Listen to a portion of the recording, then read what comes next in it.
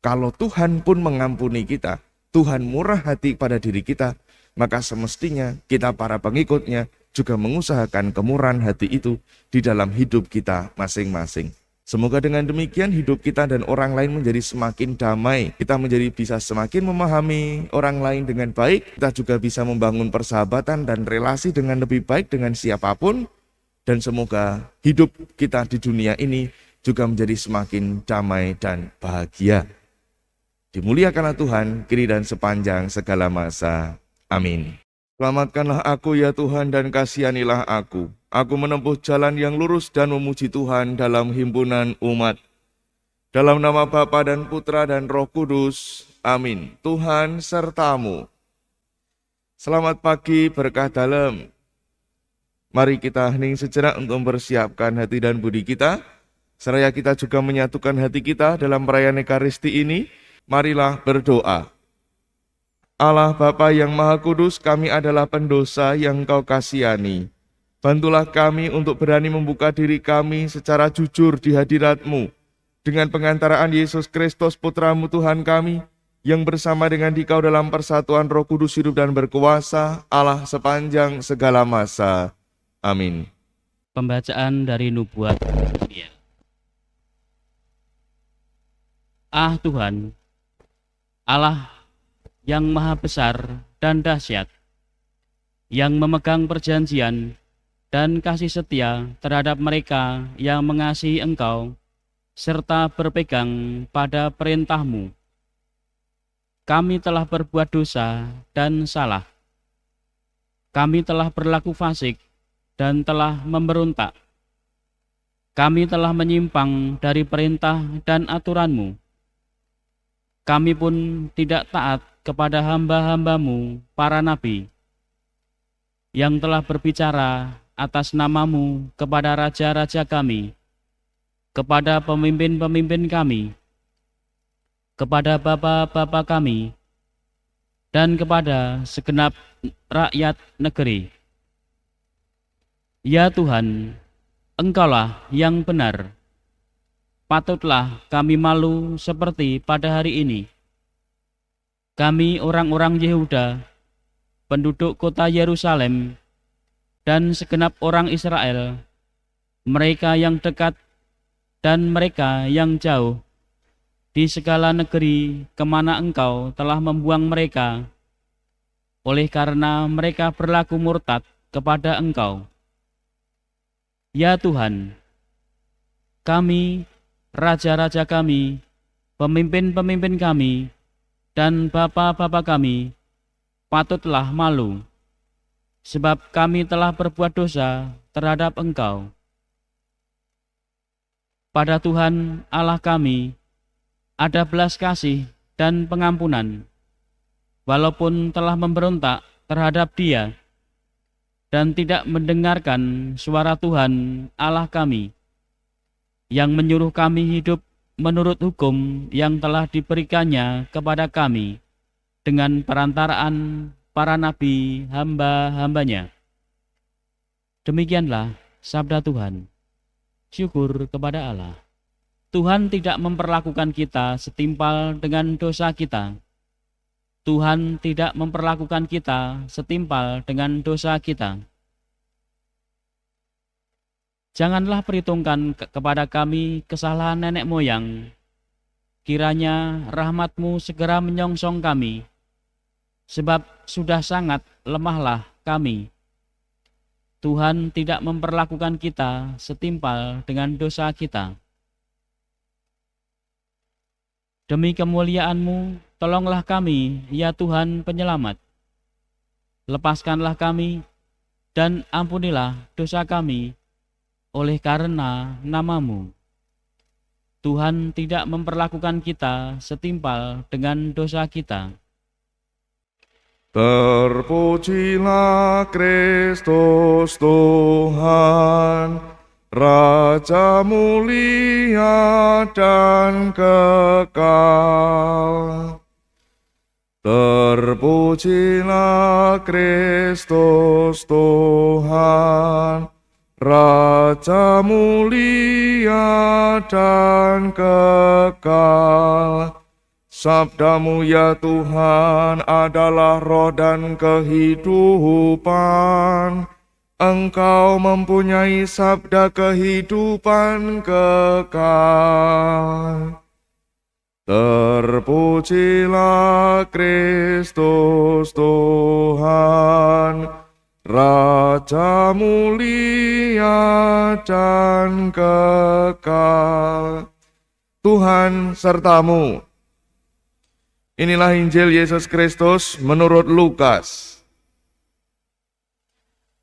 Yesus berkata kepada para murid-Nya, "Hendaklah kamu murah hati sebagaimana Bapamu adalah murah hati. Janganlah kamu menghakimi, maka kamu tidak akan dihakimi. Dan janganlah kamu menghukum, maka kamu pun tidak akan dihukum. Ampunilah, dan kamu akan diampuni. Berilah, dan kamu akan diberi. Suatu takaran yang baik dan dipadatkan, yang dikuncang dan tumpah keluar akan dicurahkan ke dalam ribaanmu. Sebab ukuran yang kamu pakai untuk mengukur akan diukurkan kepadamu." Demikianlah Injil Tuhan. Terpujilah Kristus. Selamat pagi berkah dalam.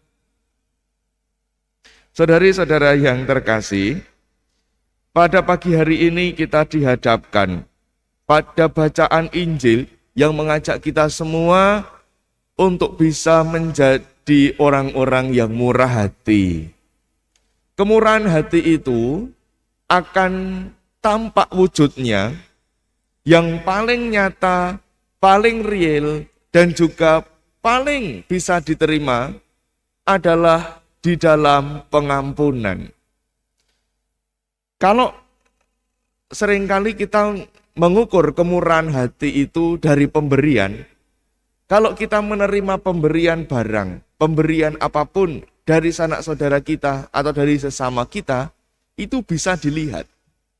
Tetapi mungkin kalau itu adalah pemberian barang atau pemberian apa, seringkali kemudian efeknya singkat. Singkat itu dalam arti begini. Kita seringkali kemudian menerima sesuatu dan langsung bisa kita gunakan. Tetapi efek yang lebih bagi kita ini lebih terasa di dalam hidup. Efek yang kemudian bisa sangat mengubah kehidupan kita.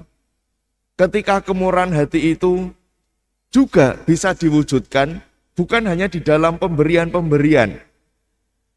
Karena seringkali kalau pemberian-pemberian itu diberikan, ada yang ikhlas, ada yang tidak ikhlas. Nah itu loh maksud saya.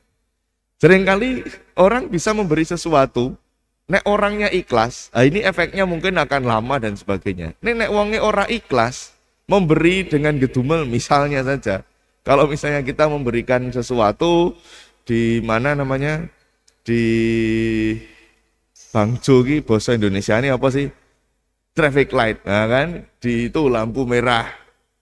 Kalau ada perempatan atau apa, kemudian ada orang minta-minta gitu kan. Itu kemudian kita memberi, tetapi seringkali tanpa kita sadari, itu memberi dengan menggerutu misalnya. Misalnya saja memberi dengan menggerutu gitu kan. Memberi bleng. Kita tahu bahwa orang itu membutuhkan, kita beri gitu kan. Tapi kemudian dengan menggerutu. Menggerutunya misalnya saja kalau hari-hari ini gitu kan, misalnya kita memberi, orangnya yang kita beri ngamen, gak pakai masker. No. Nggo masker, sidik wae lek menehi. Nah, sedikit saja memberi. Nah, ini kan kemudian orang itu bisa memberi dengan ikhlas dan tidak ikhlas. Atau misalnya sudah memberi nanti diminta lagi. Sudah memberi kok diminta lagi. Nah, orang itu kalau hanya sekedar memberi itu bisa ikhlas atau tidak ikhlas. Tetapi keikhlasan itu bisa diukur, keikhlasan yang sejati itu bisa diukur atau bisa kita rasakan yang paling dalam adalah dari pengampunan. Bacaan Injil hari ini mengingatkan kita akan hal itu. Janganlah kamu menghakimi supaya kamu tidak dihakimi. Janganlah kamu menghukum supaya kamu tidak menghukum. Tanpa sadar, seringkali kita menghakimi banyak orang atau orang lain menurut ukuran kita sendiri. Padahal seringkali orang lain itu kan memiliki hidupnya sendiri-sendiri. Maka lihatlah konteks yang ada pada diri orang lain. Konteks yang ada pada hidup orang lain. Latar belakang dari hidup orang lain. Kenapa toh kok orang itu melakukan seperti ini, seperti itu? Seperti dulu saya contohkan itu loh. Kalau misalnya di dalam liturgi hari-hari ini gitu ya. Hari-hari ini atau mungkin zaman dulu ketika kita masih berliturgi sebelum pandemi, itu kan tata geraknya diatur. Misalnya lalu kemudian ada orang yang sakit masuk ke gereja. Misalnya pas harus berdiri, kita semua sudah berdiri, tetapi orang itu duduk. Kalau kita itu menjadi orang-orang yang tadi itu mudah menghakimi, mudah menghukum, kita akan gampang saja mengatakan, kok kamu tok ngawur, ini kan tata geraknya berdiri, kok kamu malah duduk. Kan ciloko kayak gitu. Padahal orang itu duduk karena orang itu sakit misalnya, tidak kuat berdiri lama gitu kan. Atau baru bagaimana orang itu. Tetapi kita tidak pernah melihat. Maka kita diingatkan untuk menjadi orang-orang yang murah hati.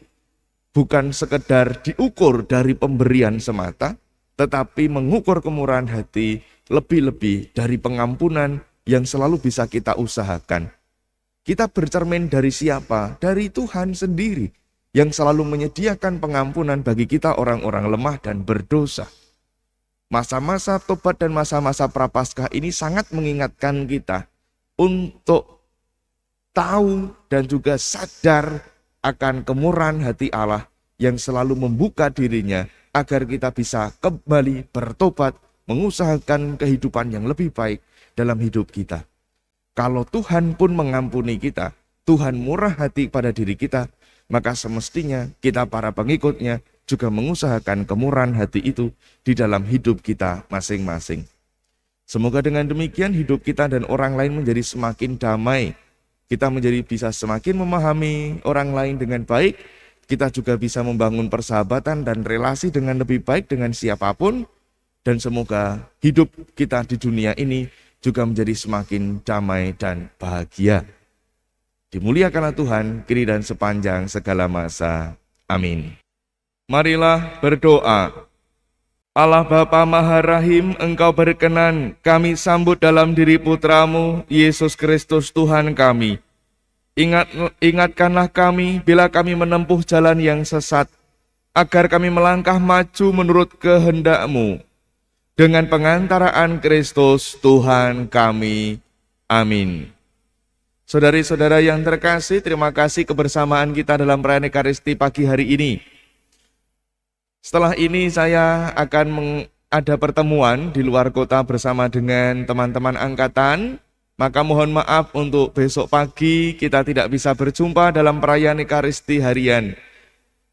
Kita akan berjumpa kembali besok hari Rabu pagi pukul 6 pagi. Semoga kita semua sungguh terberkati di dalam kehidupan kita hari ini dan juga dalam hari-hari kehidupan kita. Terima kasih sekali lagi atas kebersamaan kita dan mari kita tutup dengan memohon berkat Tuhan. Tuhan sertamu. Kita semua senantiasa dibimbing, dilindungi, dan diberkati oleh Allah yang Maha Kuasa, Bapa dan Putra dan Roh Kudus. Amin. Dengan ini perayaan Ekaristi kita telah selesai. Mari kita pergi, kita diutus. Amin.